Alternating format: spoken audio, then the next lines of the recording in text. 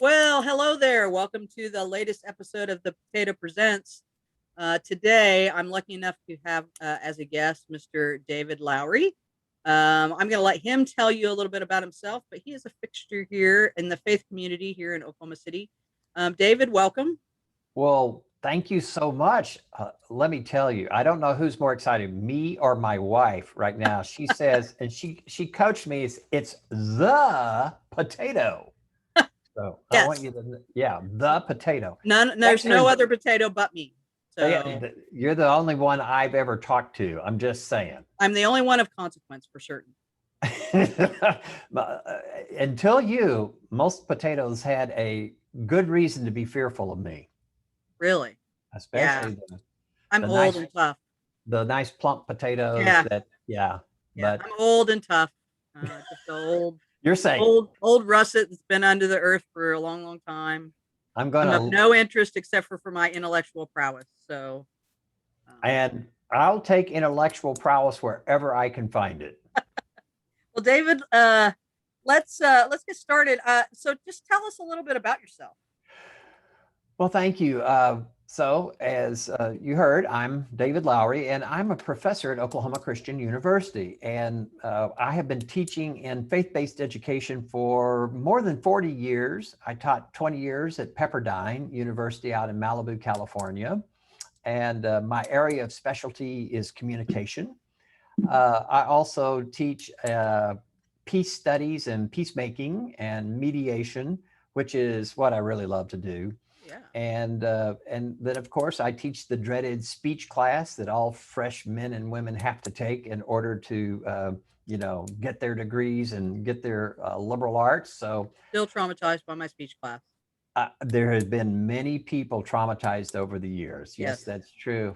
Yes. And I have been a part of a very, what shall we say, a systematic oppression of many fresh men and women over the years, daring to make them organize their ideas. That's funny. I actually didn't do very well back in the day in my speech class. In fact, I got totally chewed out by my speech professor. It's a wonder Really? I'm doing this. Yeah, I was going to say that was enough to say, well, damn it, I'm going to teach it instead. So, how long have you been in Oklahoma? Well, I was here. I've been on 2 tours of duty here in Oklahoma, once from 80 to 85, and then more recently from 2005 till now. Okay. Okay. So, you're firmly entrenched here. We exist here in the Bible Belt. I don't know. Yes. I wear the buckle or what part of the belt we are. I've heard people refer to Oh, us as that. I don't know what man. that means. But I am openly not a believer, and you openly are a believer, as I imagine would be required by your employer. And so I'm interested in what it's like being what's it like being a Christian? Is it difficult to be a Christian in today's world? Because it's a different world than maybe it even was in 2005. Oh my goodness, yes, absolutely. And by the way, I think this conversation is so exciting for a number of reasons. One is some of your listener viewers may remember a time when there was this atheist known as Madeline Murray O'Hair. And Madeline Murray O'Hair was a woman who gained national prominence because she lived in the Austin, Texas area, and she had an opinion on everything. And she was going to end school prayer. And, the world was going to come to an end. And I was taught to fear, the dreaded atheist. Yeah, yeah, But over the years, some of my best friends, the rest of that. But yeah. Oh, yeah. I enjoy people from all over the spectrum, people who, what I've come to learn, Potato, is that I don't think I get credit for being a believer. And the reason I say that is, I just can't help but believe. I'm telling you, I haven't done anything. I mean, you could say I was indoctrinated in the whole thing, but many of my friends who went through the same program as I did, they're not believers at all, and for some reason I can't shake it. I'm a believer, but not in the same way as many people of my background and upbringing are.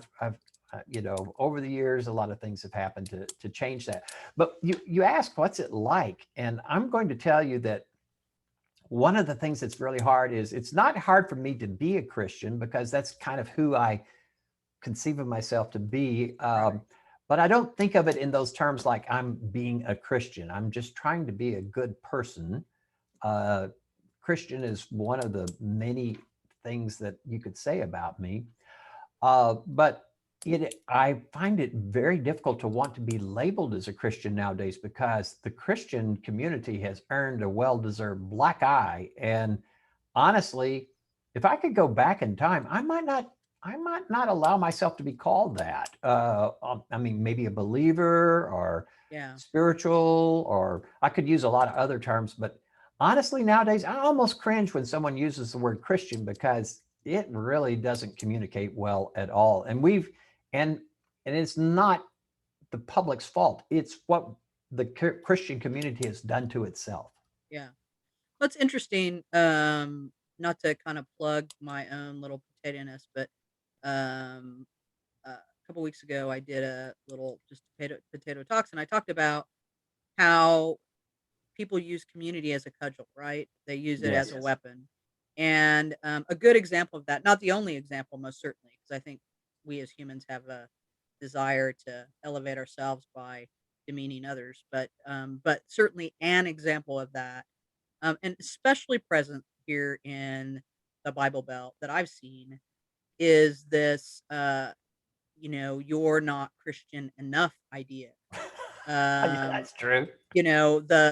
the people who are who claim to be people of faith talking about the liberals and that's a derogatory term and I may be an atheist but I actually know quite a bit about a variety of religions and Yes. um I tried on Christianity for a while. It didn't work for me, didn't fit, but Jesus was about as liberal as it gets. I mean, Jesus was more liberal than me. Let's be Uh, honest here. Jesus wouldn't recognize most of the people calling themselves Christians in Oklahoma. He'd look yeah, at them and go, "Yeah," yeah, I mean, I'm sorry, it's just not that person who was radical and loving and compassionate and giving and selling all he had to feed the poor and so forth. Can you imagine if such a person were here in Oklahoma today? oh yeah. I mean, they would be. I mean, quite honestly, I think that if someone who looked like Jesus did, and I don't mean with the beard and all that stuff. That's not really what I'm saying. But Jesus didn't have a place to shower and dress That's up. true. Didn't have fancy clothes, and so you know. If that person walked into one of today's churches, um, I don't know that he would be received well. That Um, potato, yeah. guess what? It's almost a certainty he wasn't white.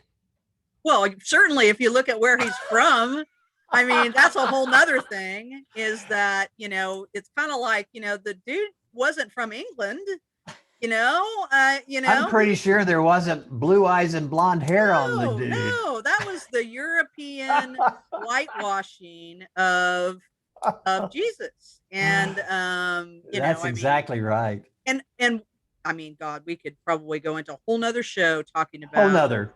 Absolutely. exactly talking about the need, this kind of racist, inherent caste system based need for us to portray Jesus as a white, blue eyed dude.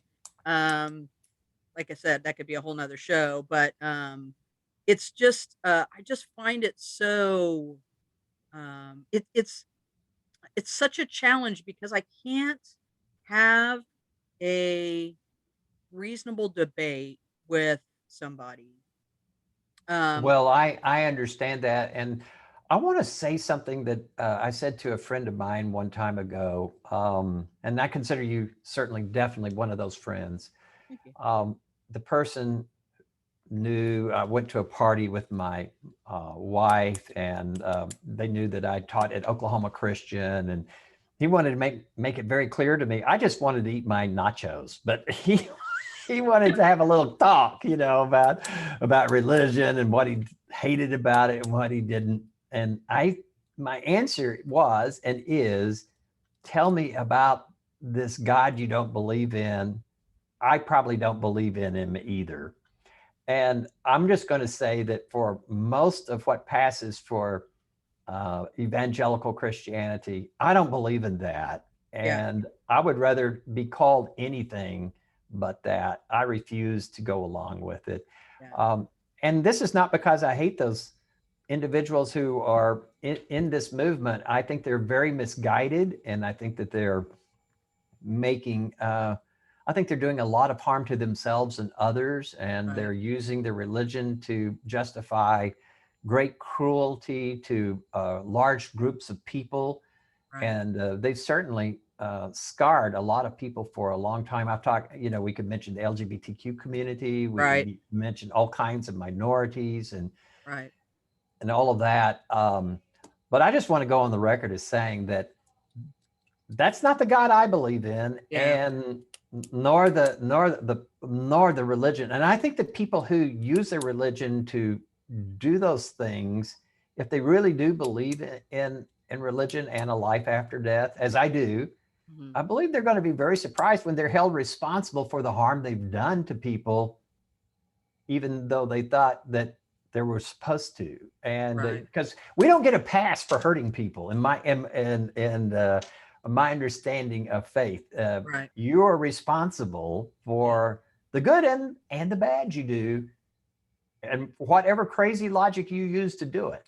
Right? Yeah. Yeah. I find it interesting. One of the big things that we talk about a lot, especially here in Oklahoma, you hear it a lot, especially heard it a lot around 9/11, where we talk about radical Muslims. Although I think people tend to just say Muslims, and they think that that That's represents, code, isn't it? yeah. But those radical people, and the people who attacked us on 9/11 are radical people. They weaponized a faith of theirs to harm others. But I contend that there are any number of Christians that have done, maybe to a lesser degree, not to such a great thing as 9/11, but Oh yes, are even doing the worse. same thing, just switch gods, switch Even religion. worse. Yeah. Yes, absolutely. We don't Um, get a pass for several thousand years of history where we've used religion for all kinds of excuses to hurt and harm people. oh And yeah, the Crusades, I think, is a really good example if we want to absolutely, talk about being bloodthirsty, evil people. But I also have to say this. So I may not be, I don't know what a typical atheist is. I actually believe pretty firmly in most of what Jesus said, and believe that Jesus existed as a philosopher. I just, the supernatural God part of it is not my thing, and then some of it gets a little convoluted with the are hell. you sort of like Gandhi? Do you No. know what Gandhi's quote was? He said, "I love your Jesus. I hate your Christianity." Yeah, yeah. I would say, Gandhi had his own issues, but I would say that my I look at it the same way, right? I think if if where I find wisdom, and it doesn't really matter where it comes from. And I All think, comes from the same place, doesn't it? oh yeah, I mean, it comes from a strong desire to serve and take care of each other. And I don't know where that comes from. I don't know why I believe that's how you should live. I assume it's because my mother taught me that. Uh, maybe it's nature, maybe it's nurture, maybe it's a combination of the two. I don't know. I don't think people are born bad. I don't think people are born good. I think a lot of it depends on what you feed yourself. So I think whatever you read, what you watch, what you listen to, who you spend time with, feed you. I think that if you grow up without a foundation of any type, that something will fill that void. I think that's how Absolutely. I think that's how you end up with gang members, is people searching for community and getting it in the only place that it's available to them. Absolutely. You know, if you don't have, well, it's really anything. I think that if you're missing something in your life, something foundational to existence, something will fill the void. And it's what fills the void that causes us to become who we become and live the way we choose to live. And that you could say the same thing for a variety of different, you could say, you know, a good Christian influence infiltrated or a radical Christian influence infiltrated. Absolutely. And I think you've really hit upon something. And the real question would be, um, why are we in these groups? Is it, is it for the community? Is it to be a better person? Is it to develop something within us, which I hold as sacred and worthy of reverence? Or is it to just have a group to hang out with and people who share your same polluted views? I mean, we have to really, really question ourselves, because even uh, even as an atheist, you could associate yourself in an environment that was not exactly kind or loving, but you've chosen to find a group of people and friends, and to create a situation for yourself and your loved ones that that elevates yourself and others. And so we're, no matter what group we find ourselves in, there's always that temptation just to Right. close off to other people and ideas and thinking, and to just claim that we've got it, Yeah. and Well, I that mean, we're smarter atheists than do the same everybody. thing, right? You got Yeah, atheist groups. I was invited to an atheist group once by a friend of mine who's an atheist. And I said, I just can't because all they do is ridicule other people. They're mean. I don't want to be mean. I don't right. care if, David, I don't, if your belief system gives you comfort, hallelujah, buddy. I'm thrilled for you that that gives you comfort. I don't care. I don't care Sure. that you're a believer. Now, I care if you start to infringe on my life. I care when you Absolutely. start deciding that you're gonna want to use your belief system to manage my life. That's a whole different ball of wax, right? But otherwise, Absolutely. Well, and this is you know, where I really get upset with today's faithful communities. I, I have to say that when I came here from California for 20 years, and I drove down the 35, and there was this really big uh, tower, cross tower overlooking I-35, around the Integris yeah, area, that creeped me out. And you know what? as it I should. mean, the cross to me has a lot of meaning to it, but it has become a sign of just real anger and hostility, and protesting people who believe differently, and kind of forcing people to believe a certain way. And when I saw that, it's like, even for me, a person of faith, that is just like, whoa, that was just overpowering and almost more than I could take. And even today, it's kind of weird and creepy.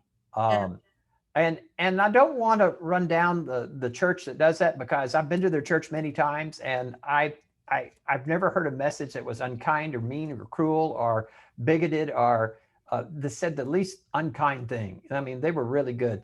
But I will just have to say that, having come from an environment where in California, and seeing that when people were, that vocal, and that they were usually doing something you didn't want to be around. right. Yeah, Well, and I will say that I think that cross was erected a couple of churches ago. I mean, I think that church has changed like I don't know 2 or 3 times probably. Yeah. that went up because I came here in late '92, and I remember when they were putting that cross up. It Yeah, was what are you going to do with a 30-foot cross? I mean, it's not like you can sell it on eBay, I don't think. no, no. I mean, listen, I mean, I'll tell you, we just had Easter, and here on MacArthur, I live over off of MacArthur. I was driving down the road, and there was a man who they had created some sort of wooden cross with a little place to stand. And that man stood out there with his arms to his sides on that cross all day long. This is on Sunday. Wow. Now, I appreciate he was trying to make a point, but for me, the way I looked at it, and again, I'm a non-believer, so I probably don't have anything to say about it other than just having an opinion. So this is my opinion. There are probably a lot more impactful things that he could have done in the name of his belief system than make me laugh every time I drove down the parkway, because it did Oh, I make me know it. laugh. And I'm doing it too because Yeah, I'm thinking, think of all the hungry people, think exactly. of all the homeless people, the I mean, people my whose God, clothes you are could have just had some conversations with people in absolutely, homeless camps that no one ever talks to, and just to let them know they mattered. And that would have been a better use for, if you did it for an hour, you would have been more impactful than standing on that thing all day long. absolutely. Now, there's a person in my neighborhood who put on the neighborhood app. Uh-huh. She collects coats during the worst part of winter and Uh-huh. takes it to people living under the bridges That's around cool. here. That's cool. Went by and gave her some coats, and her porch was stacked Cool. almost all the way up, Cool. people saying, and I'm pretty sure that the people who gave the coats, they didn't care what she believed as much Right. as they said, you're doing a good thing and I want to be Right. a part of it. That to me, isn't that really what we're going for here? That's really what we are going for. And it's an unfortunate thing that we don't have more leaders, both in the secular world as well as in the faith-based world, that don't encourage us to take care of each other, because all of us, every single one of us, I don't give a crap who you are. I don't care how much money you have. Every single one of us is where we are because somebody helped us. And every Absolutely. single one of us has needed help once or twice. So, Absolutely. and hopefully we don't need it again. I've told people before, man, we all look down at people who are homeless, and, just imagine you don't have any family, and that's living, and all of a sudden you lose your job. I mean, for me, I know that I'm gonna have a soft place to land as my life exists today, right? If I could lose my job, I may not keep all my stuff, but I'm not gonna live in my car, right? Right. But there are a lot of people that don't have that assurance because they don't have those connections, or the family and friends that they have are just as bad a shape as they are, and they don't have the ability to help them. So, This most of us the aren't that far from having that experience. the Um, sad thing about it is, and I'm trying to work in my faith tradition to have people understand that the person you see standing on the corner homeless, asking you for money, or that doesn't smell very good because they haven't been able to get a shower, or they don't have a car to go to get a job, or maybe they have mental health problems. It isn't because we don't even we have to be willing to look at our culture and see the systematic injustice that's taken place on so many people where they can't get out of it. right. And to realize that we've had a really, I've been so fortunate. Look at me, I'm had a job as a college professor for more than 40 years, able to get a doctorate, and you just name all the great things that society has to offer, no problem for me. Right. Right. But that isn't the world that a lot of people live in here Right. in Oklahoma, where 15% of kids go to bed hungry every single night, and they didn't do anything to deserve Yep. that. Yep. Yep. And we have the privilege of having white skin, and having already kind of been born to a world that is already kind of stacked in our favor. Um, Absolutely. so anyway, But um, but being able to see that and realize that, and not making fun of people, or taking it for granted. yeah, We really have a greater responsibility to step forward and to use whatever it is that we may have more of to help others. yeah, I agree. I think that if people would be a lot more willing to be uncomfortable, um, big things could happen. Uh, Yes, I mean, whether it be in what we read or what we watch on TV or where we go or who we spend time with. Um, I I I like to grow as a human. I don't want to be the same person at 60 that I was at 18. And the only way that happens is if you make yourself uncomfortable, which means that you don't necessarily read the things that just affirm what you already believe, and you don't watch. got to stretch yourself. Yeah, you have to expose yourself to other points of view and perspectives in an open-minded way. I mean, anyway, we could go on and on.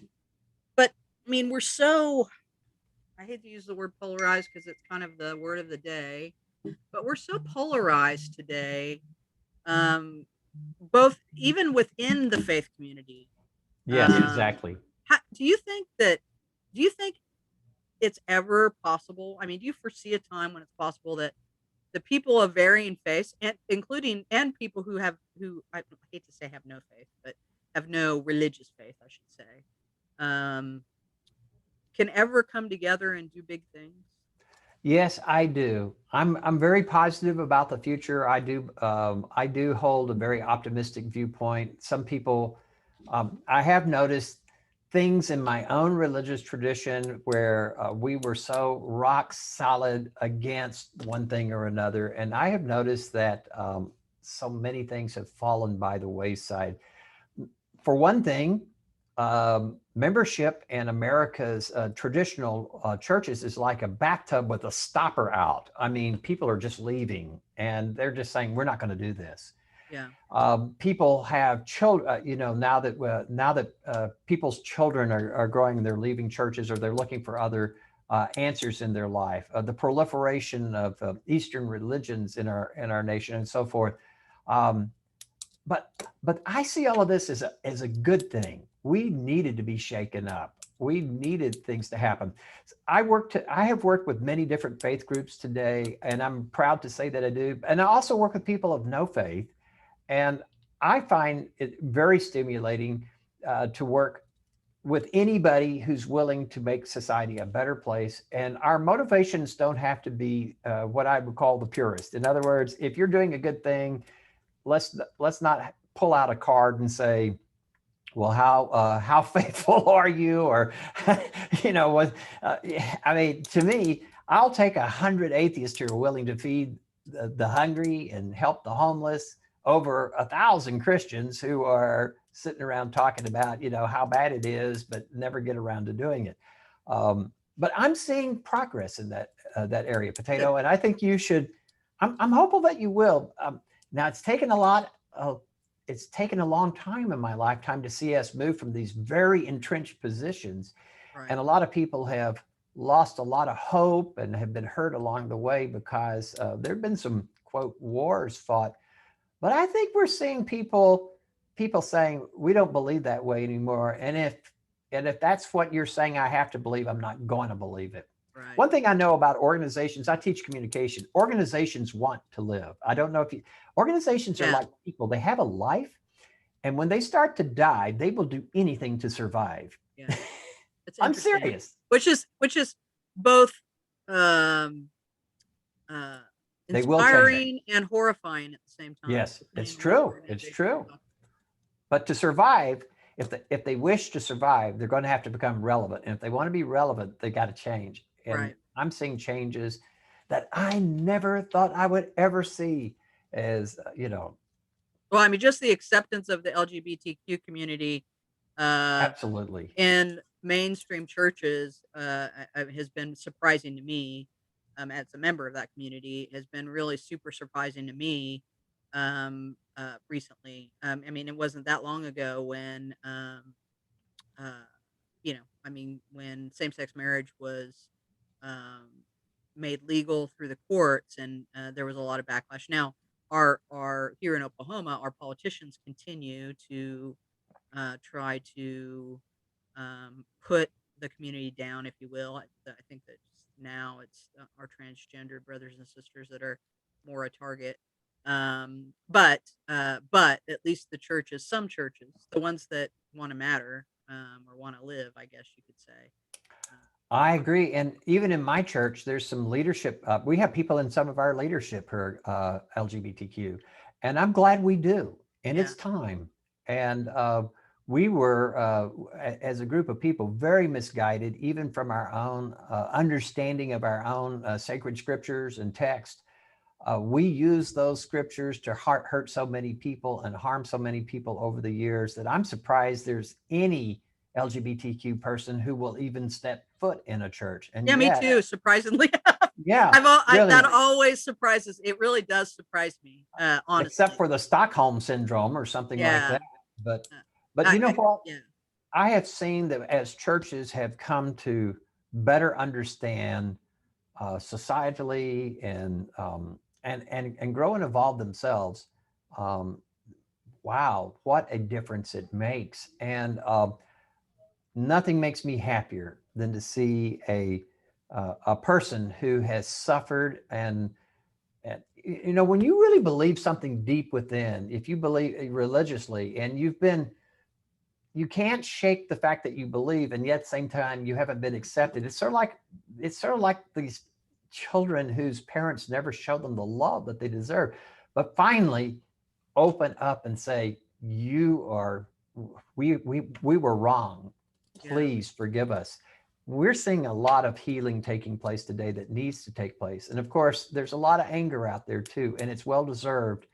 And but I'm hoping that more and more we can find our way to show our LGBTQ plus and whatever new letters get added to it. By the Yeah, it's way, kind of hard to keep up with sometimes. but I love every single one of you, and I Yeah. want you to come to my church, and especially if you have a life of faith that has been neglected and you want to restore that, just know that you're welcome at my church. But also, and I'm not, and our church isn't the only one. There's Right. others as well.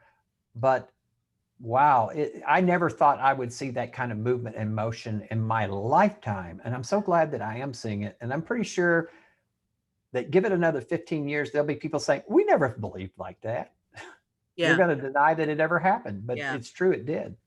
Well, it's interesting. I've always said to people that will know that true equality has been reached when it just doesn't matter, when it's kind of a non-issue. And That's exactly we're right. not we're a long way from it being a non-issue, but we're It's getting true. there. We're getting there. We're getting there, and we should. We Yeah. need to get there. Well, I wish we could get there sooner for those who need it to be now. Yeah. I've known a number of people over my lifetime. I've been out for a really long time. I came out many, You're a many. courageous person. Well, I don't know about that. I You am. just had to be who you were. Yeah, I find I'm one of those people that finds secrets harder than dealing with. Um, I if I'm in conflict with somebody, I'd rather have the conflict and be done with it than have it hang over me. Um, and quite honestly, it usually is your workplace. Back in the day, back in the 90s and the 2000s, I mean, it was really your job that was really the scariest thing. And I just kind of decided that, if someone was gonna demote me or fire me or whatever because I was gay, then I didn't probably want to work there anyway. And um, That is so the strongest. That is the strongest peacemaking approach that I've heard in modern time. I mean, really, when you say to your oppressor, "Do your worst, but I'm going to be who I am," yeah. Well, things I mean, change. yep, Look at yep. what you did.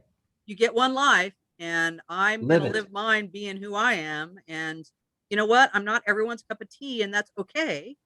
That's perfectly okay.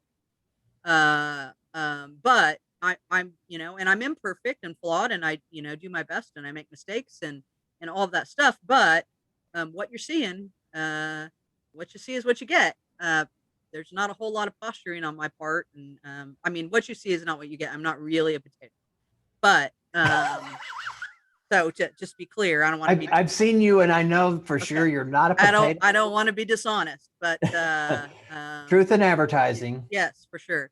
But other than that, what you see is what you get. So, um, anyway, we may have kind of talked about the evolution of the Christian faith a little bit, but what is the acceptance of the LGBTQ community what has surprised you most about the Christian faith in the last 20 years?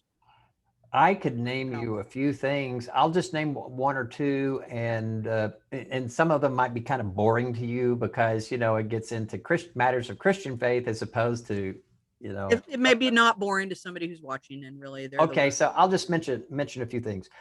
Besides the LGBTQ community, which is long, long, long, long, long, long overdue, Right. and of course, always in our congregations, there were the gay, transgendered, lesbian folk, and they just just never talked about it. Right. Uh, but another thing that I'm finding, especially among progressives, is this horrible, nasty idea that you have to believe in the transubstantiation that of what I would call you have to die. We were so that God hated us so much that he had to send somebody to die, and only that would make everything okay. So this idea of this blood sacrifice, which is really gross. The Christian message is truer than true, but not because God hated us. The true message is God loved us. And Jesus' son wasn't because he had to die because you and I were such horrible, rotten, no good, lousy people. It was because he showed us how to oppose a systematic injustice system that in his day was the Roman Empire. And instead of opposing it with force, did as Gandhi did and said, do your worst. But because of his amazing power, was able to overcome this. And whether or not you believe in the resurrection of Jesus from the dead or not, it's still a wonderful and powerful story. Right. And so I just put that out there because I'm seeing what was once, an Easter story or a resurrection story and all of this. People are actually beginning to look more at the text, and they're looking more at critically at like, well, who said that? Where did that person get this idea? Do I really want to believe it? The literal, taking things literally when it really should have been metaphorical and Like this Noah's is Ark. important. Potato, this is really important because if you read text literally, you're doomed.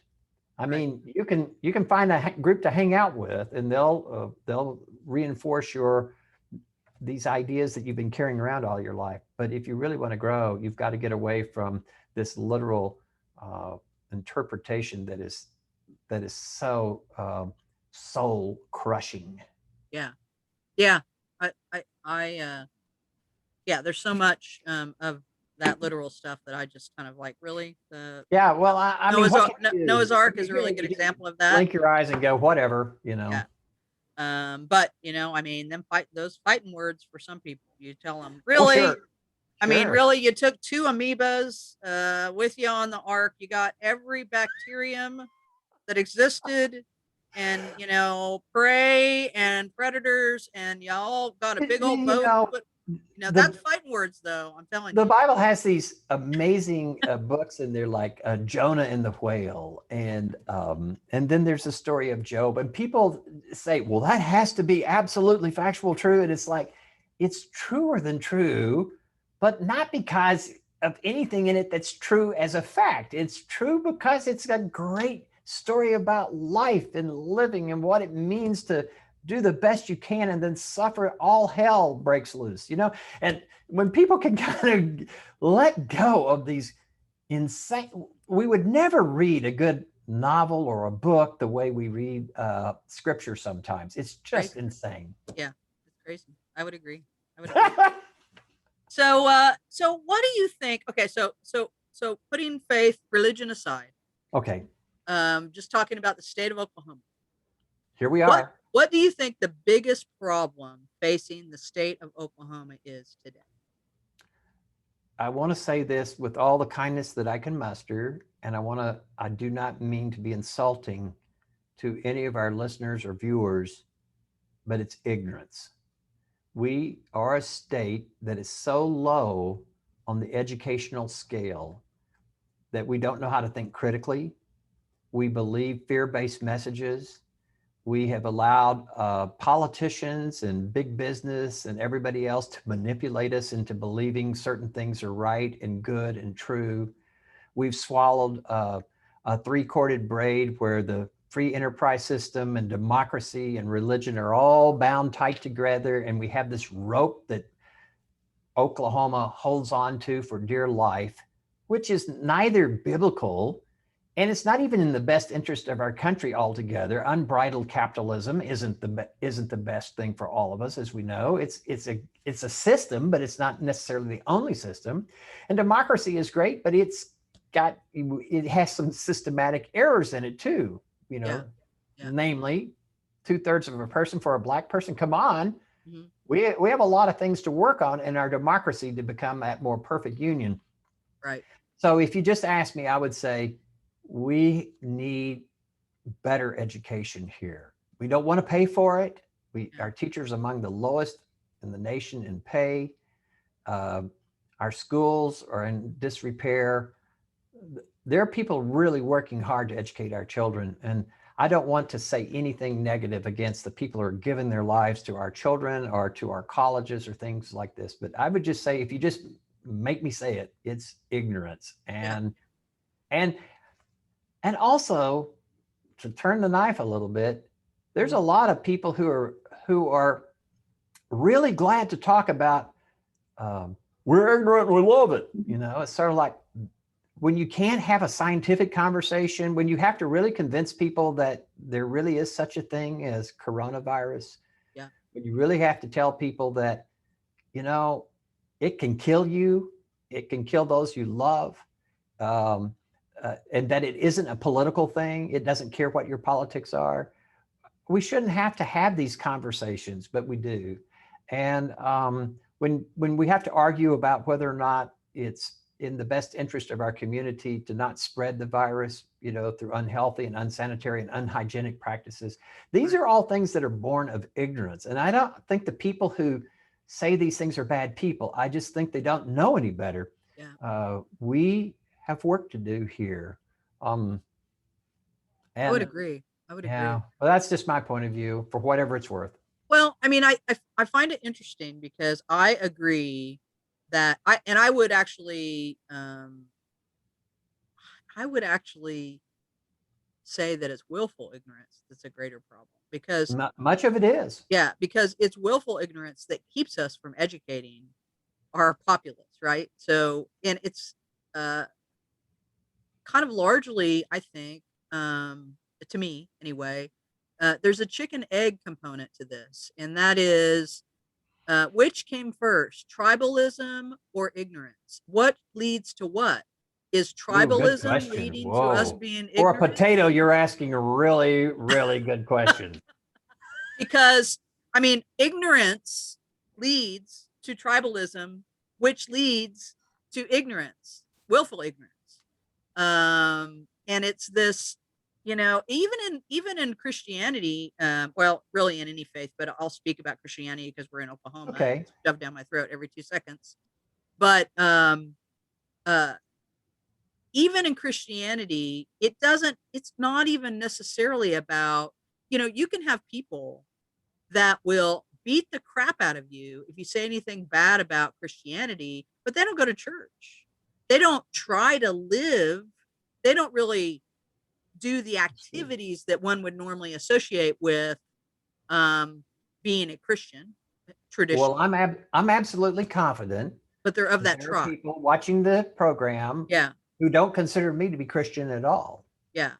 Well, but Because, yeah, yeah, but you're in a different tribe. You would be in the lib. I hate this phrase, but I'm going to use it. The libtard tribe, along with me at times. I'm at times a libtard and at times not, because I do have some pretty. I'm a capitalist. I don't believe in unbridled capitalism, however, but I don't believe in unbridled anything because human beings are corrupt people, and that's true. you give us a little, we want more, That's and right. We're never satisfied.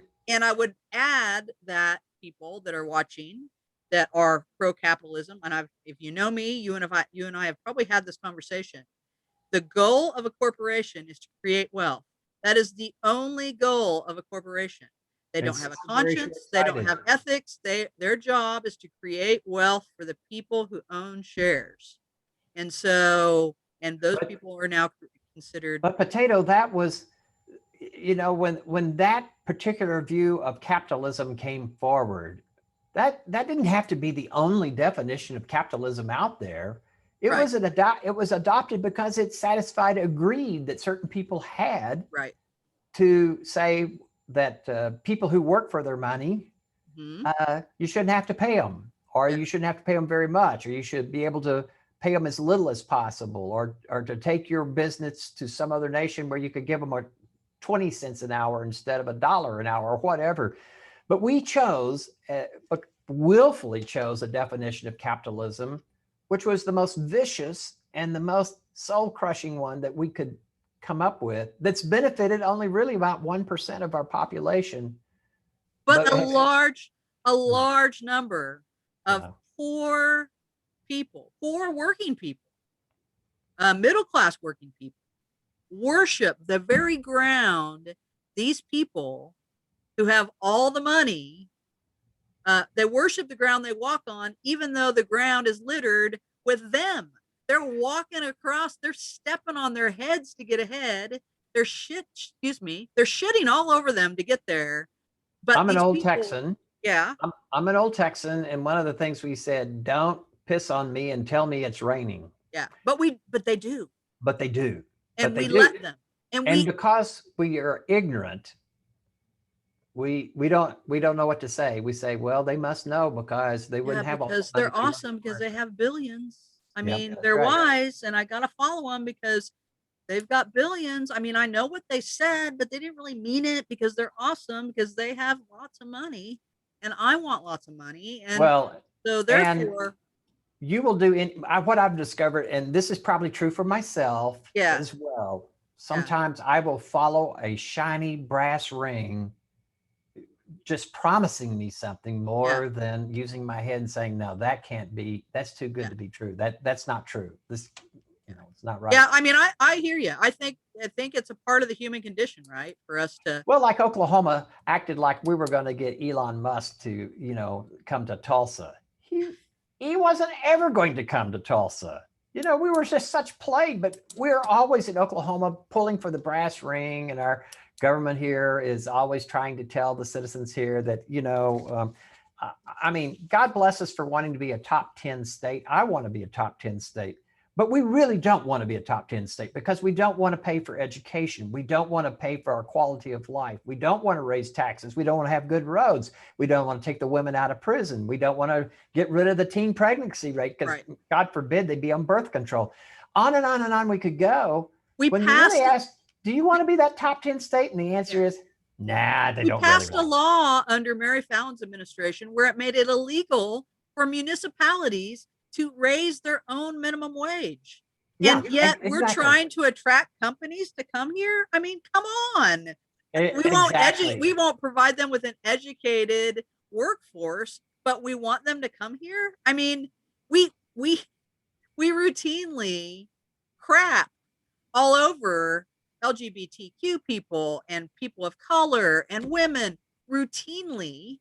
And Routinely. yet we want people to bring their employees here, companies to bring, it's insane. I don't even It understand is how they it think. is insane. It is insane, and we could go on, but Yes. that's our problem. Yeah, That's the situation we're in right now, and I I hope agree. at some point our electorate, not electric, wake up and Yeah. realize that they've been promised a lot of things that haven't come true Yeah. Yeah. for a And long chicken time. egg people, let's get out of our tribes. And Break out of your shell. listen, this is my thing, right?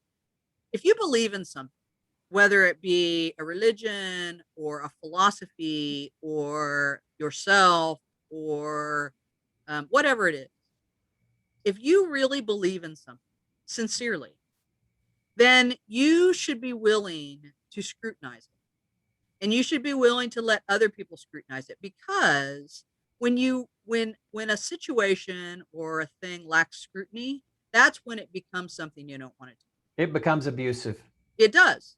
And if you want something to stay, I mean, for lack of a better term, pure, or at least stay sincere and meaningful, then you have to constantly be scrutinizing, right? I, I mean, That's I am true. constantly looking internally. My goal, I've said it for years and years and years. My goal in life is to be able to look in the mirror at the end of the day and know that I was the very best person I could be that. And if I wasn't, then I have to figure out how I don't do that again. And there's a lot of times when I wasn't. And Well, I'm very thank you. flawed, but Thank you for being that kind of a person, because being a reflective human being is probably one of the best ways. When I said we are ignorant, that doesn't necessarily mean you have to get a formal education. Right. But if you're willing to be reflective, like the potato is talking about, thinking, what did I do well today? What did I not do so well? Did I live what I really believe? Do I know what my values are? Would I actually quit my job if my values were challenged rather than to violate what I believe? Then you are Yeah. not ignorant anymore. You're a wise person. And it ain't We've got always a lot easy. of wise people. I mean, our ego is a strong, strong thing. Ego is a strong, strong thing. And I'm going to tell you, ego has never done me any favors. Whenever I've Your let ego ego's not your control me, amigo. when I've let my ego control me, it has turned into a crap show. Let me tell you. So, but so part of that is when you've done somebody wrong, when you look at the end of the day and you think, you know what, I spoke too sharply to that person, or I didn't, I didn't, or if I somebody wasn't else kind. points it out Yeah, to you, apologizing is huge. it is And huge, and it takes a lot of courage. yeah. So anyway, I'm just saying, people, if you want to live a life of harmony, that's one of the things you have to do. Okay, that's enough of me lecturing. Um, okay, David, I'm a bookworm. This is the Potato Reads after all. So tell me what your favorite book is right now and why. I will never find a book I like any better than Stranger in a Strange Land by Robert Heinlein. Really? I I love science fiction, but science fiction is thinly disguised social criticism, and this is also thinly disguised religious criticism. I read it as a boy. I've read it as an adult. Uh-huh. I've read it multiple times, and each time it comes across different to me. I just love that book, and highly recommend it to everybody, of course. And I just can't get I mean, I've read untold thousands of books. Okay, there's no doubt about it. And not professionally, uh, I probably easily read 100 books a year, Yeah. but this one is my all-time favorite. That's Yeah, cool. That's cool. yeah. I have never read that book. It is on my list to read. It is one of Linda's favorite books, my partner's favorite book, Uh huh. Uh huh. and we have a copy here, and it's on my list. I just haven't done it yet. So I'll move it a little closer to the top of the list for you. And I want to remind our viewers that our bookshop, the Book Nerd of OK bookshop, that has curated lists of books based on what I read and others, has a actual Potato Presents book list where favorite books of all of our guests are listed. And so I'll be Perfect. listing. So you'll find Stranger in a Strange Land there. You don't have to buy anything. I don't really make any money off the bookshop, but there are curated lists. This is one of the curated lists that's there. If you want to get on there and get information on it, you can buy it there. You can buy it at any independent bookseller, which is what we prefer to Amazon. But if you have a Kindle, you can also buy it from Amazon. So, okay. So, in interest to my friends who are film lovers and not so much book lovers, what is your favorite film right now and why? Okay. I've seen so many, many, many wonderful films, but my all-time favorite is the trilogy of The Godfather. I cannot stop watching The Godfather. I'm just telling you, I love that historical piece of uh, historical, that fictionalized history Yeah, of of The course. Godfather. Those three, I've just, and I feel guilty every time I see a Quentin Tarantino movie. But I realize I'm watching sheer genius at work. I cannot help but love almost anything I see by Quentin Tarantino. Really? That's funny. Yeah, That's funny. So I you liked watch all it. those Kill Bill movies, right? I know, and they're just uber violent. And I think for a guy who Yeah. studies peacemaking, this is like, why do I like these super awful violent Yeah. movies? Linda loved them. Linda watched all They're of them, and amazing. I like watched the part of the first one, and I was like, "Oh my god!" It wasn't really I mean, I'm not really, violent, but it didn't seem like there was a point to any of it to me. So I just put my nose in a book. So, Well, but and I can understand that. I've watched a lot of Quentin Tarantino films What is the that I really movie? enjoyed. I had it at the top of my head. My wife and I were talking about this the other night. It's a movie that's come out in the last year. It wasn't able to be shown in the theater much, but it's about a young gay boy. He's probably, and he's being fathered by an ex-con who's been released from prison. And it's not Randall. I'm trying to think. It's It's are you thinking of Palmer? Palmer. Yeah. I That don't know that movie, I don't know that the kid is really gay. He's just different. he's very different. He Okay. dresses up like a girl, and I mean, one would lead that you would think that, but I mean, I They don't. kind of make you go that way. Yeah, As an adopted kid myself, that just brought me to tears. yeah. I I mean, thought that as was a I really watched good this, film. yeah, Yeah, I was Apple. It's adopted on at 3, and Apple. yeah, that was an Yeah, amazing movie for last year. I just loved it, and if you haven't seen it, I think everybody ought to see that movie. yeah. It's a really good flick. I haven't seen that many movies this Palmer, year. thank you, thank Yeah, you. no problem, no problem. Justin Timberlake. Yes, Justin Timberlake. Yeah, he's actually a really good. He's a really good actor. Isn't he though? Yeah, Really yeah. good. Um, there's a um, there's a movie. You know, I always forget the name of it. I believe it's called crap. I think it's called In Time. It's not In Time. It's Once Upon a Time or something like that. But I'll come up with it Is it the before the Quentin Tarantino movie Once Upon a Time in No, Hollywood? no, there's no violence in it. Oh, okay. It's I want to say In Time, but I don't think that's right because I think that is one that Justin Timberlake was in. Yeah, Uh-huh. that's not the one I'm talking about. But I'll remember it and come up with it and tell you. But Okay. you should watch it. It's a really incredible film. A friend of mine told me about, and Well, send me an email and let me know when you figure it out. okay, I will. I will. It'll I come to will me. watch any science fiction movie, even if it's bad. Bad It's kind science of fiction. science fictiony, and it's like this kind of family hereditary trait that you can move in time. And Ooh, I love it's that idea. I don't know. I thought it was Time travel movies are the best. yeah, Yeah. I thought it was a beautiful film. Okay, so now we're down to our last question. It's such a Okay. simple, unloaded question and all. And All that right. is, what do you see as your purpose in life? Well, there's my aspirational purpose, Yeah. okay? And then there's what I've been doing with my life. I think that my purpose in life is to show compassion to as many people as possible, to help people find peace and to eliminate drama from their life, to eliminate interpersonal conflict from their life. Yeah. So through relational communication and conflict resolution, and to wake up and to help other people wake up as well. And that's a whole nother thing I would like to talk to you about sometime, is what I think it means to be awakened. Oh, okay. Well, that's a teaser. So we're going to have to do a follow-up We'll for the do a teaser. follow-up. Yeah, we'll have to do a If I if follow-up. I if I earn it, of course it has to be a viewer choice, right? I mean, you Yeah, can't just well, I promise that. mean, we're kind of early on, man. There may be like 4 people that watch this. So you might just have to do it because I want you to do it. And, it may be, the same 4 people. I don't know. We have more than 4 people that are subscribed now. So who knows? But, Who knows? Who knows? I know that from my perspective, Potato Presents is really just about talking to interesting people about interesting things, even if they're not the same as things that even if you have even better if you have a different worldview than I. I won't have people that I think are not good people. So I'm not going to Well, have any racists on here to talk about why they're racist. I'm not going to have any you're not talk homophobes on here. radio, right? You're not. You're I'm not a not. We're shock not jock. doing that. I'm not giving a microphone to those people. They can do their own damn shows.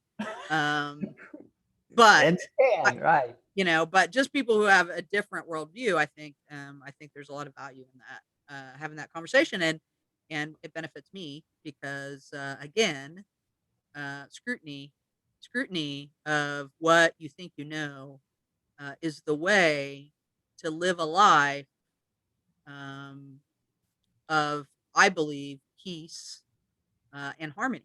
I really believe that if you want to lay your head down every night, uh, without worry, and knowing that, you're okay, then, not being afraid to examine who Courage. you are and what the things that you immerse yourself in what's going on around you is the way to do that. You have to just always be questioning. Of course, my mother blessed me with a curious mind and fostered curiosity in me. So Absolutely. I make a joke all the time that I walk my dog Daisy. My dog Daisy is interested in freaking everything. And last week I was walking her and she fell off the curb like 3 times because she was looking at something else and not watching where she was going. Yesterday, what did she knock over?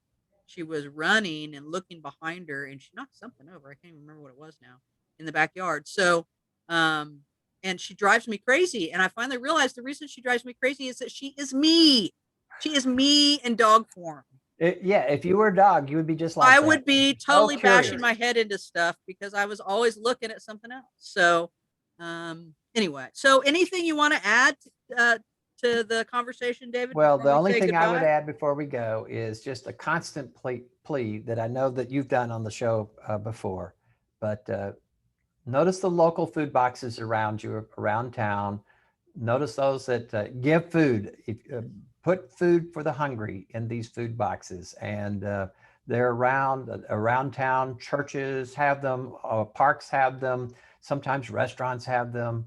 But wherever you see one, note it and be sure that you're helping someone who's hungry and food insecure, because we live in a beautiful state, and but there are a lot of hungry people. Let's do what we can to help that. And I will add that it doesn't matter why they're hungry, people, just that they're hungry. So, That's right. food Exactly. without qualification. That's what it should all be about. David, I appreciate you being here. This has Well, been thank fun. you. We do need to do it again. I need to find out about this how to be woke thing you've got going on, and so we'll get something scheduled to do a part two. I don't know, a couple months from now or something. All right. Right. And Who in the who knows? meantime, thank you so much for being with us, and to all of our potato friends, we will see you next time on the Potato Presents. Bye.